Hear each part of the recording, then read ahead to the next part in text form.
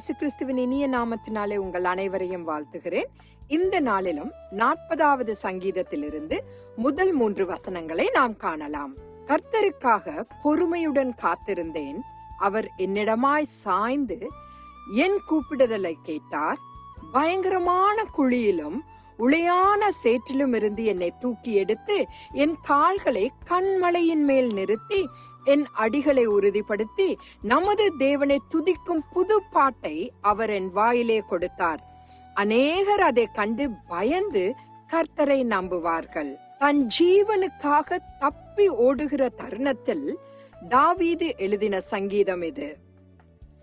நாம் நம்பிக்கையற்ற உதவியற்ற நேரங்களில் பாவிகளாய் இருந்த சமயத்திலும் கர்த்தருக்கு பொறுமையாக காத்திருக்கும் போது தன் செவிகளை சாய்த்து தம் கரத்தை நீட்டி உதவி செய்கிறவரே கர்த்தர்.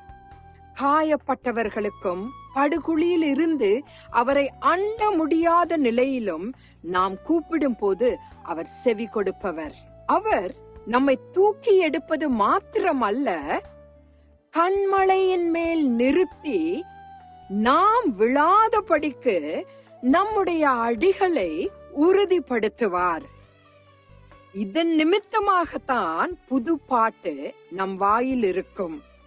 நம்முடைய மாற்றங்களை அநேகர் கண்டு, அதாவது கர்த்தர் நமக்குள் செய்யும் ஒவ்வொரு காரியங்களையும் கிரியைகளையும் அநேகர் கண்டு பயந்து கர்த்தரை நம்புவார்கள். இன்று பாவத்திலிருந்து மீட்டெடுக்கப்பட்ட நாம் அநேகர் நம்பும்படி கர்த்தரை பிரதிபலிக்கிறோமா? அவர் தொடுதலினால் நம்முடைய குணங்கள், நம்முடைய சுவாபங்கள் மாறியிருக்கிறதா?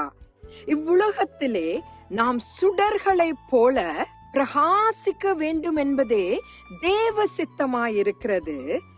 தேவ ஆவியானவரே அவ்வண்ணமாக நம்மை அனுதினமும் நடத்துவாராக. ஆமென்.